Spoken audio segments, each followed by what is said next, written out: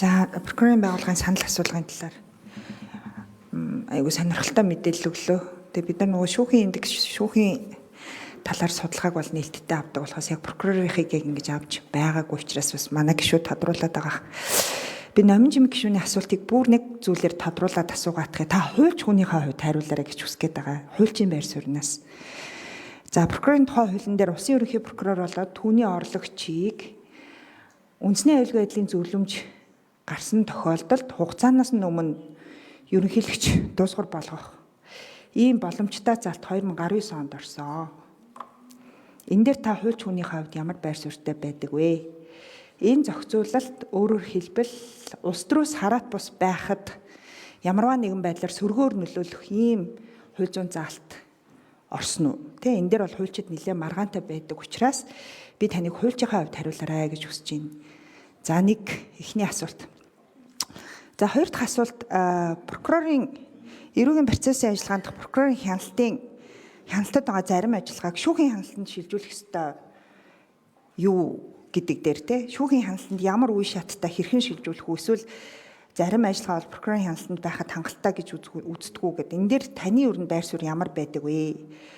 Ямар ажиллагаануудыг шүүхийн хяналтанд ер нь явцын дунд шилжүүлэх ёстой гэж үздэг тийм прокурорын хяналт байгаа юу гэсэн ийм хоёр дахь асуулт. За энэ бол хүний эрхийн баталгааны маш чухал хууль зүйн баталгаатай холбоотой ийм тогтолцооны шинжтэй асуулт байгаа шүү. Тэгэхээр энэ дээр та яг хуульч хүнийхээ хувьд хариулаад өгөөсэй гэж бодож байна.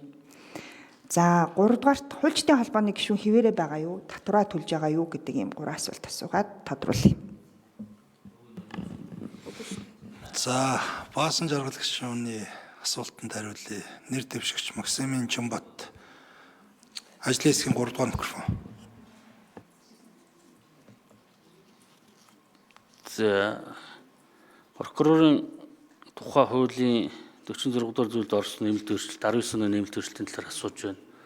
Зүгээр ер нь бол одоо тэр яг дүгэл төгтөл бол би бас татгалзаж байна л да. Ер нь бол прокурор одоо бусдаас хараа тусаар шийдвэр гаргадаг байх хэвээр. Тэр улс төр байна уу, эдийн засаг байна уу, ямар нэгэн тийм нөлөөлөлгүйгээр бие дааж шийдвэр гаргадаг тийм тогтолцоог бий болгохын төлөө зорих ёстой гэж бодож байна. Хоёрдугаар шүүхийн хяналтанд зарим ажиллагаа ялангуяа хүний эрх хэрэгчлөөтэй, хүний эрхийг хөндсөн ийм ажиллагаануудыг бид бас үе шаттай ингээд шилжүүлж байна л да.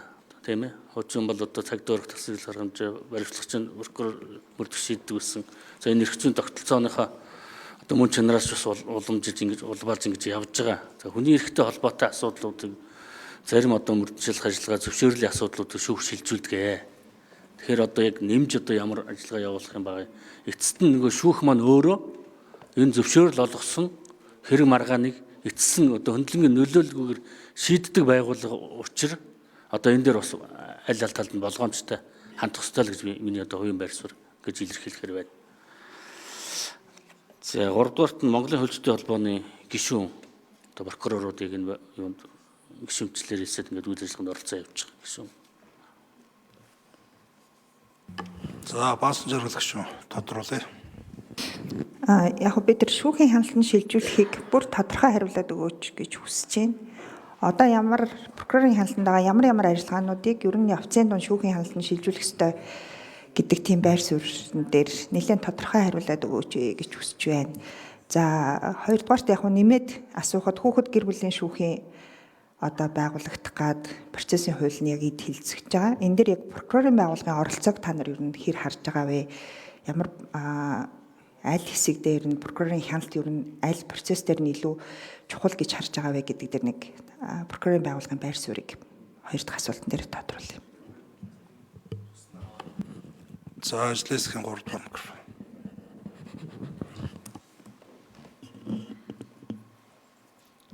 За прокурорын хяналтаас аль хэсгийг нь шүүхэж шилжүүлэхэд явах гэдэг тогтолцооны асуугаад байна. Тэгэхээр энэ тодорхой асуудал гарвал бид байр суурийг илэрхийлье. Тэрнээс яг одоо өнөөдөр энэ ажиллагаагаа тэгж шилжүүлээ тэрийг одоо шууд хариулах юм боломж бол байхгүй байна. За хоёрдугаар хүүхэд гэр бүлийн шүүх одоо 26 оны 1 сарын 1-ээс хэрэгжихээр хуулийн зохицуулалт явж байгаа. За энэ дээр ер нь бол хүүхэд гохирсон, холбогдсон эрүүгийн эргийг хан шийдвэрлэх ажиллагаанд прокурор бол одоо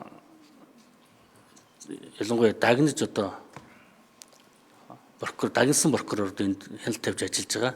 За дагнсан шүүх байгуулагдаад ирэх юм энэ хэргийн шийдвэрлэлт тийм ээ.